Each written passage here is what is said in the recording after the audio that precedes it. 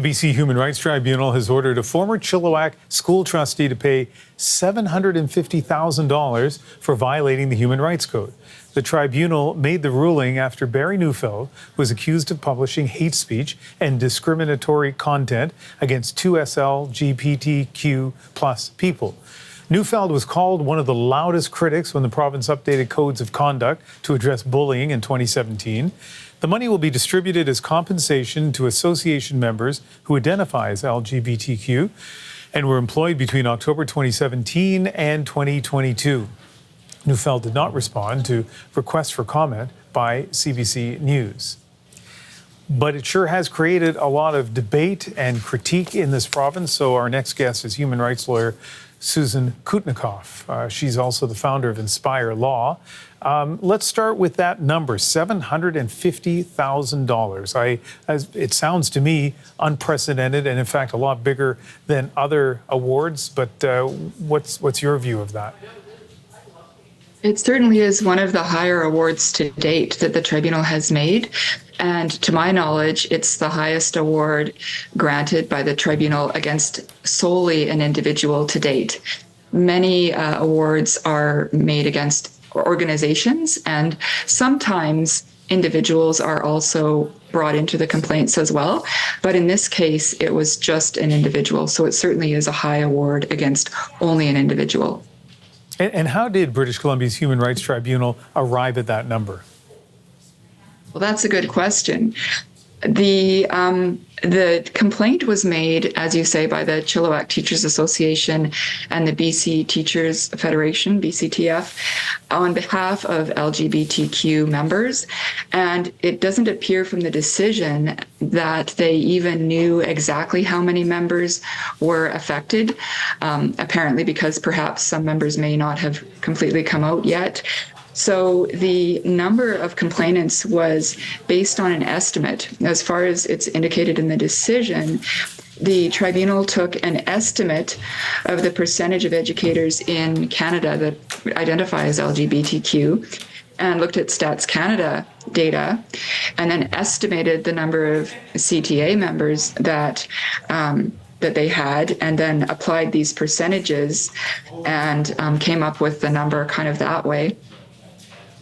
This has become a bit of a cause célèbre for people in the so-called culture wars. Let's put that aside for a second. One of the reasons we wanted to talk to you as a lawyer with some expertise, or quite a bit of expertise when it comes to human rights, is to get some analysis on a few things. And here are a couple of basic things. As you look at this tribunal decision, put aside the monetary amount for a moment, but the conclusion they drew, does it seem reasonable to you? Yes and no. I mean, this is one reason why it's so interesting, isn't it? Is when we leave the money amount aside, the decision really raises questions about, to what extent do we as a society tolerate expression that is unpopular, offensive, even repugnant? And to what extent do where do we draw the line? What is hate speech and what is not? The tribunal found that a number of his comments constituted hate speech and therefore violated a provision in the Human Rights Code of BC that prohibits hate speech. And so from your perspective, what do you think of their conclusion? Well, I think certainly the tribunal is sending a very strong message that, human rights are taken seriously in British Columbia and in Canada.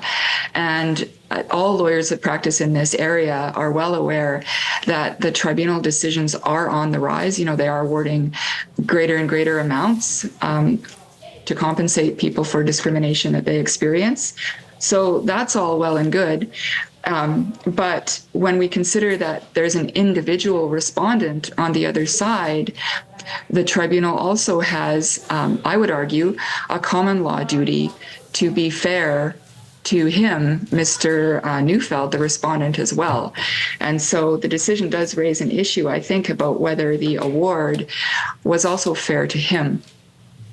This is not a court, it's a tribunal. I assume that it's a decision that can be appealed to a court.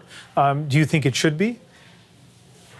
Well, the process is actually technically called a judicial review, which is a little bit different from an appeal. And I believe, I don't have any connection to the case, but I understand that his counsel is looking at a judicial review. And I would not be surprised if that attempt was made to judicially review this decision. Yeah, all right. I have to remember my administrative law process. Susan Kutnikoff, a human rights lawyer and founder of Inspire Law. Thank you very much. Thank you.